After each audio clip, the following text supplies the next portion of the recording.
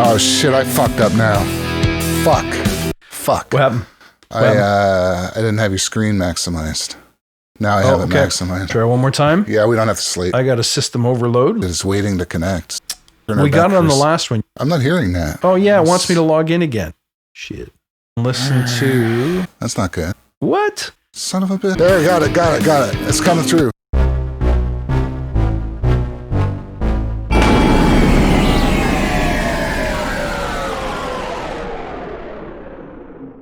Hey, EB, what's going on, man? Hey, man, how's it going? I'm doing good. Hey, listen, everybody, welcome to the show. Show doesn't have a name. No. We're toying with the code name Delbert Grady Plug-in Show. Yeah, the Delbert Grady Plug-in Massacre. That's good. Yeah. I don't mind that. I don't mind that at all, but like as you pointed out earlier, right, we might get sued for it, right? So. But on the plus side, the kind of people that we attract to the show will be the right kind of people. That's right. Yes. So we're not fucking around. So what are we here to talk about? What do you want to talk about today? Do you want to talk about delays? I do. Yeah. Well, digital delays, tape delays, oil can delays, taking your Marshall out to the mountains and recording it out there delays. Yeah. Plug-in delays. I like all kinds. So where are we starting? Who's got a clip to poke around with, you or me? I got a clip. You got a clip. Let's start with, here, I got something. Start with the dry. Here's, watch this. Now we got to move your screen here. Can I move? Yeah, I can move that. So while you're moving your stuff around, I just want to tell all our friends at home that the purpose of this show is to give you the skinny on what sounds good, what works well. I mean, there's great plugins, there's average plugins, and there's probably really bad plugins too. But at the end of the day, no plugin is a bad plugin. So if you're like Eric and I have a problem. Yeah, we do. And that problem is we got that, like, we're buying every plugin that comes out. So we start thinking, why don't we filter down our learnings to you guys so that you can keep some of that budget in your pocket. And I mean, I've known Eric. Eric, how long have we known each other? We met in 1989. So what's the math on that? That's 31 years. 31 years. That's right. Yeah. Yeah. So. And you were sick then, but you're sicker now. Oh, way worse. And when I mean sick, I don't mean physically. There's nothing wrong with you. Yeah, no. No. But I mean psychologically, there's problems. There's deep-rooted problems. The boys got issues. So, no, I mean, and plugins can fix a lot of things, but they're not going to fix what's wrong with me and Eric. No, plugins didn't really exist in '89, not in that sense, anyway. No. That's a beautiful thing. But gear, well, it wasn't beautiful because gear was freaking expensive. So you could choose like one or two pieces of gear on your, on your 19-year-old salary. You could go to the on the OSAP sponsored an awful lot of gear purchases. You could get the Alesis Quadriverb or the Digitech. What was it? The GSP-5. The GSP-5. Yeah, and then Screaming Demon. Yeah, you could get like the Yamaha. The Roland R8 drum machine. No, the R5 because the R8 was a lot of money. All right. That's right. So now we're getting off topic. But I'm just saying. What we have in plugin world is equivalent to like 100 studios back in the day. All this gear that you would just go, how do they do it? And I know some people say, "Oh, it's not equivalent. It doesn't sound the same." I'm not here to argue that point, but saying in terms of the capability and the ability to produce sounds, I mean. Right. We're in a golden era, and you don't have to spend money to do it because quite often the free plugins are like the ones that work the best in a given situation. So you got to keep on top 100%. Of the free plugins. You got to look into them because those might be the ones that you end up calling on a lot. I do. I mean, I use Freeverb all the time, and I come up with a bunch more. Maybe we'll do an episode on that, but right now it's delay. Well, and it's worth mentioning that. The reason why you and I are doing this in the first place is because you inspired me back in like 1993. You could make $20 worth of gear sound like $1 million because you're just relentless with perfection. So the point of this show is that it doesn't matter what plugin you have. You'll be able to make great music, no question. No question. In my case, I'm a podcaster primarily, but I'm still a tone junkie. Yeah. So that's what we're here to show you to do. So Eric, it looks like you're looking at Acoustical Lemon. Am I right? That's right. Yeah, it's just I loaded up a bunch in here. And by the way, thanks for that, making it sound like $1 million bucks and all. True then, true now. Yeah, well, I could make it sound like $5,000. Back in 90s money, right? Yeah. Which that was okay, right? No, but I mean, now it's up to you, really. There is no problem with the gear, right? If you have a basic DAW setup, all the math in all of them are for the most part the same. They're all on pretty equal footing that way. Right. There's some fancy paid plugins, and maybe they sound closer to the hardware or whatever. But I mean, we're talking about splitting hairs, really. Yes. I mean, I agree. You're 85% versus 90%, versus whatever. But the 100% is going to come from you. This is going to come from the sound that you hear. If it sounds right, it is right. And you got it. And really early on in plugin world, I guess I was lucky. I had a couple of really early experiences where it's like, I know people are shitting on these things because it's not like the studio. Well, I don't have a studio. It's like, I want to hear this sound in my head. And so you just work with things until you get that sound. And then, okay, so it sounds the way I'm hearing it. So what's the problem, Hey, you play it for someone, and they go, yeah, it sounds good. Problem solved, right? So that's it. If you're happy with the tone, if the tone inspires you, right? If it's a sound you want to hear in your head, if you're making dreams come true, the plugin works. Period. Yeah. No, I'm not. So it's not to say that it's easier. You got to work. You got to work at it to get that, right? Because I did used to work in studios on the big desks and all that, and this really nice gear where everything's laid out in front of you. You got the whole console and just like a Neve that just sounds, everything you put it through, it just sounds big and fat. It does the work for you. So that's a pretty big adjustment to go into the really kind of pristine digital. It doesn't do anything to your sound, right? And you got to add all that mojo if you want it, right? Right. See, this is also. I think what's required. Yeah. What's required, and this is what comes from you, Eric, is the twisted obsession. Like, you have to be prepared to spend all your time loving this stuff, so that you can find a way to make music, no matter what tools you're given. That's right. Yeah. Whatever situation you find yourself in, you should be able to make it work, even if you realize, okay, this isn't ideal. But if your understanding is good enough, and your ears are good enough, you get the most out of whatever is, whatever you're presented with. And I mean, that's all anyone can ask, really, when it comes down to it, right? So you got to be happy with it. Absolutely. So let's talk about happy. Let's dig into this. Let's dig into this lemon thing. All right. Well, Acoustica, we know, you and I know that company, and I'm sure a lot of people do, because I think the Acoustica thread has the most pages on gear sluts out of all the threads, if I'm not mistaken.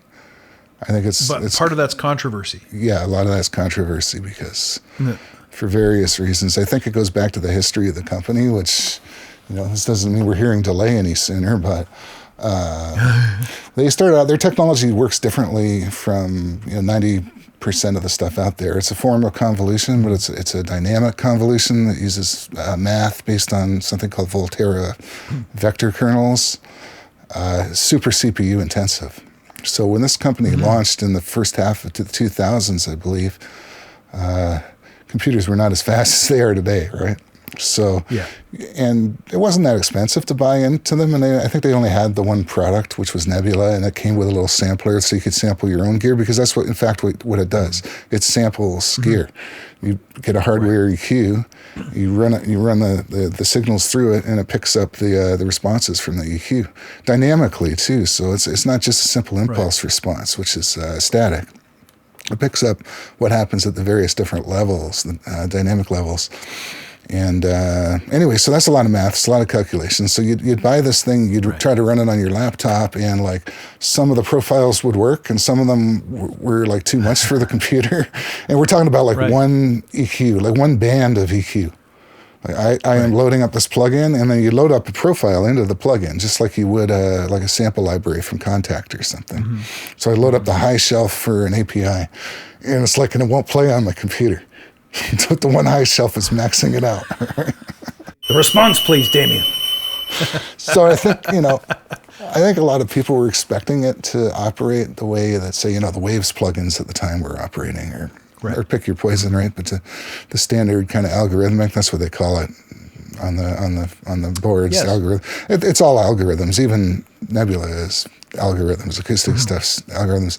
Anyway, computers are way faster. They've optimized their code significantly on their end, probably by a factor of 10 or more times more efficient for what they're doing. And then the computers are 10 times faster. So yeah, I can load tons of these things now. I'll throw in one other thing, is that the early controversy was around the usability. So that you can see clearly they've improved the UI, which you have to see the old one to appreciate the new one. But this is really not only highly usable, but these sound fantastic. I mean, there's no question that for the most part, these plugins are gorgeous.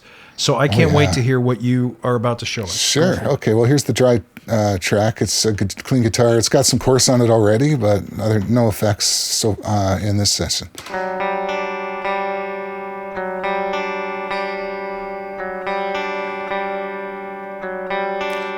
So then I've got a TC2290 dialed up because we were talking about that plugin. So I said, this has some profiles from that exact machine.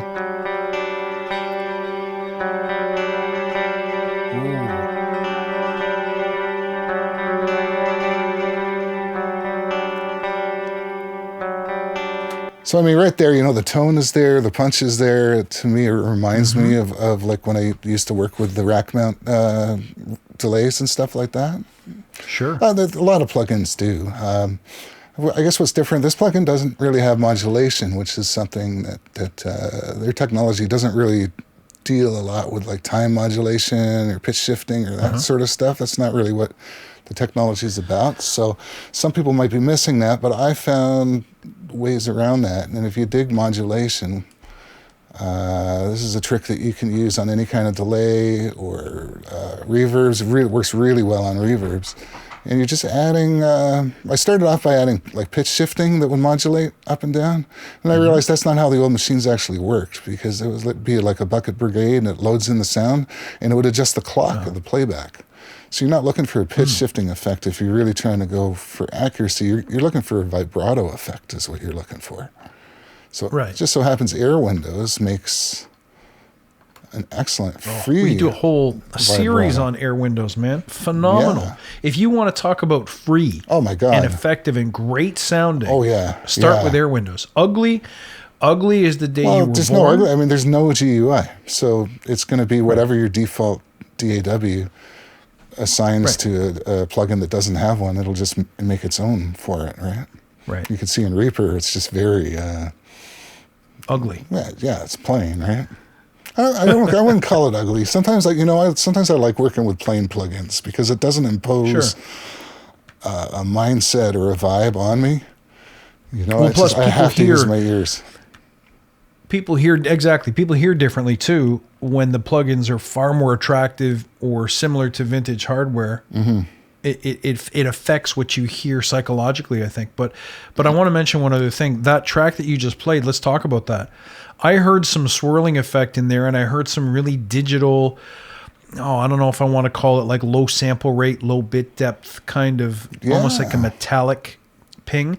So in a mix for me, and I don't use delay on a lot of stuff because on drums it's, not maybe not your favorite bass. It's not appropriate. A trick to add some groove maybe and stuff, right? Exactly. But, electric guitar. I mean, rhythm guitar. I won't use delays or reverbs, but on a solo or on a clean guitar and a vocal for sure. What I heard there would easily busy up a mix because it had I heard a long feedback. That's right. Yeah. So the echo was sustained. Yeah, I mean that's been. But I also heard that swirling effect. It's been exaggerated for demonstration purposes, right? Too. In a mix, it would Fair enough. In a mix, that feedback would come way down, right? Obviously. Sure. See, I'm going to take it even farther now, right? First, I've added that vibrato. You can hear what. So you can hear what that's doing.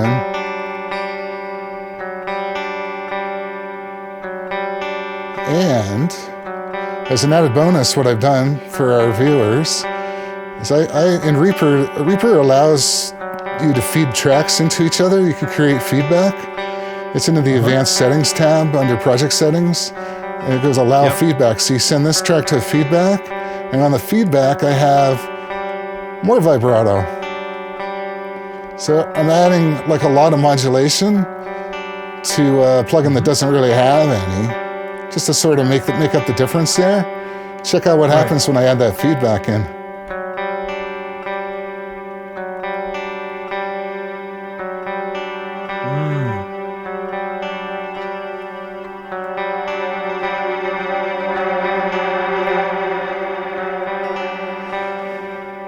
Very watery, chorusy, flangey type deal. Yeah, it's like an old Brian Eno, or even it goes back to tape delays and the Beatles and stuff like that. And you can do marvelous things, especially in Reaper, which allows the feeding back and that sort of thing. You can, you could just, that trick will enhance anything you do. That'll work on a reverb. Do not try the trick if you don't know what you're doing, though. Like, definitely don't try it on a dry track, because you're just going to get clicks and pops and a really loud sound. And Reaper's kind of got a safety built in at like plus 18 dBs. I think it'll cut off. But you want to have, if you're trying the feedback thing, kids, you got to have a limiter on everything. Put a limiter on the end, so that you're not, because accidents will happen, even if when you're used to it, right? It can go off on you. It can get out of control, right? Yep.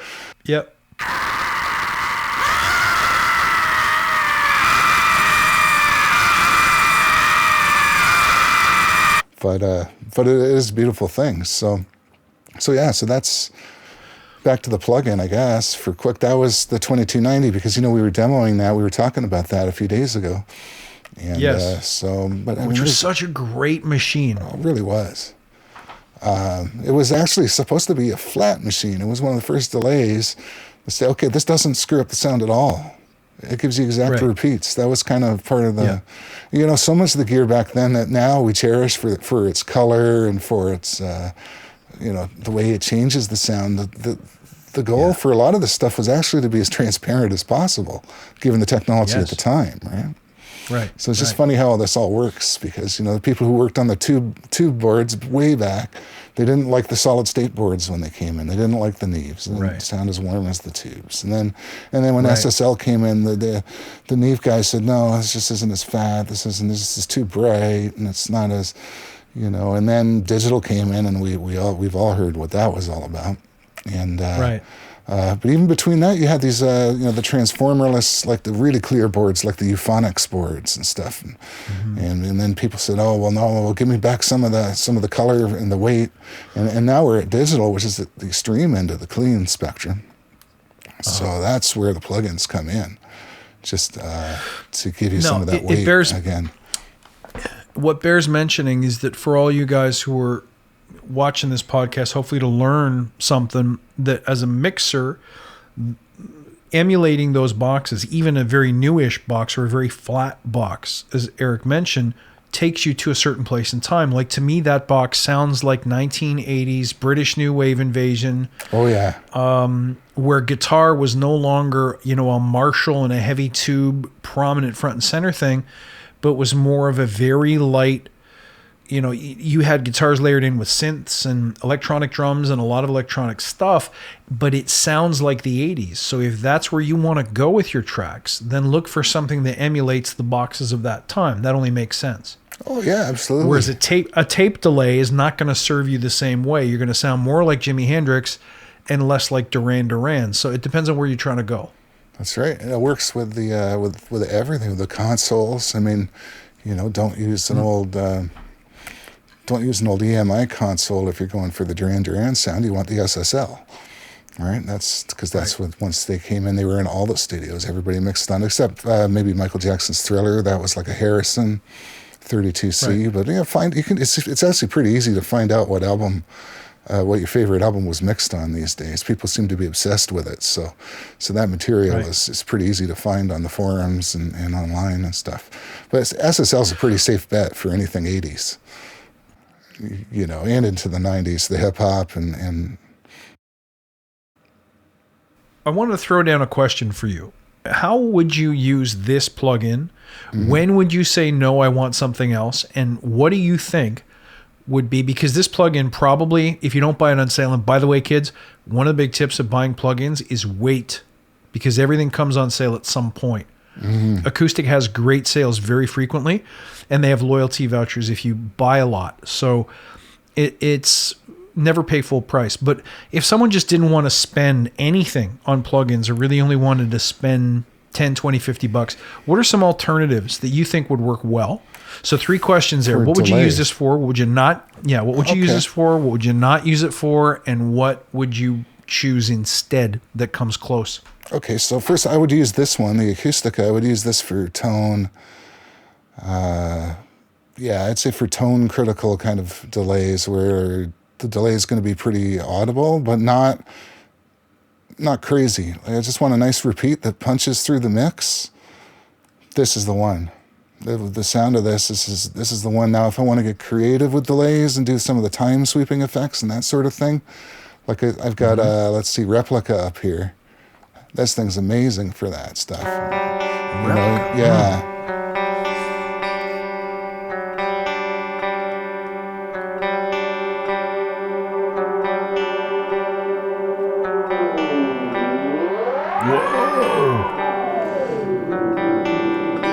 It's got a mode on here that's like a diffusion mode. Vintage digital is this is really nice. It's almost like a reverb.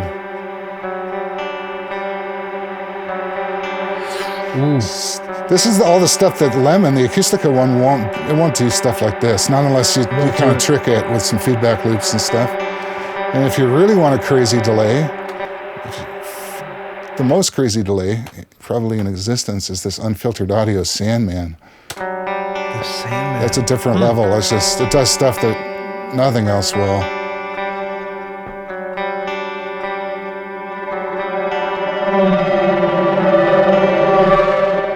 Oh, a little bit out of control there. Oh, I don't have here's a stutter delay. Let's see.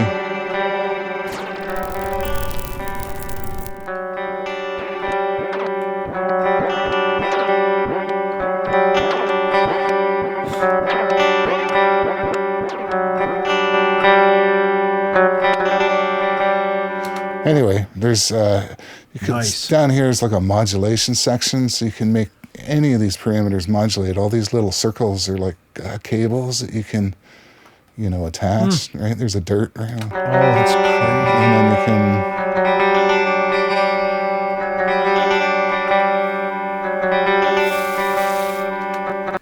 So yeah, I mean, you can actually hear the dirt there. Yeah, I love that, this plug-in unfiltered audio. Anyway, so to answer your question, Lemon definitely just like for a nice punchy classic sounding, very clear audible delay that you don't have to put too high in the mix for it to still be there, because it's just the quality of the tone there. So for fooling around with sounds, it would be the unfiltered or the Replica.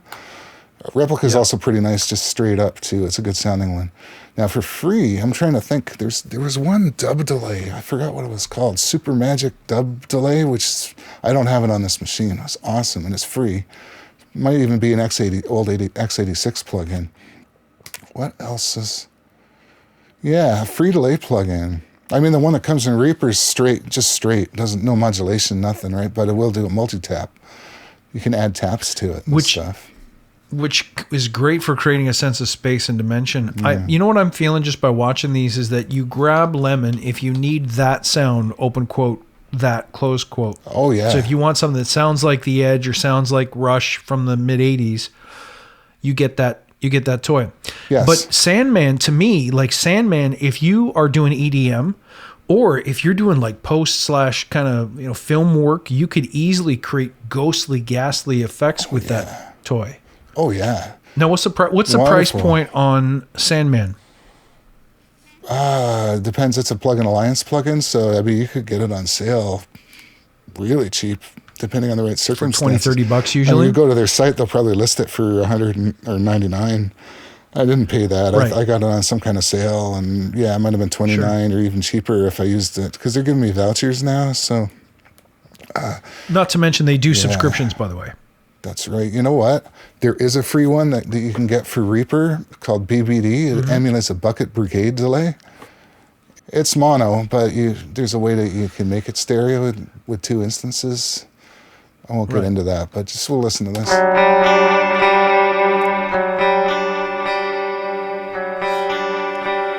And this, you can do the tricks with it, right? It'll do the... Yep.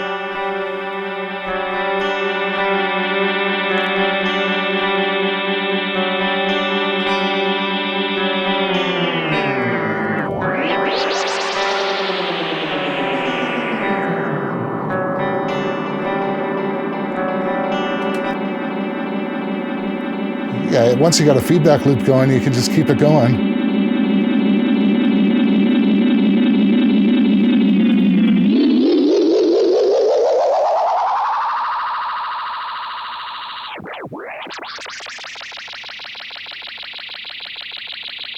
You know. 6 to 12 minutes. Fun stuff. So that is, if you have Reaper, which you can download Reaper, the demo never expires. It just gives you a nag screen. When you want to buy it, it's like $60.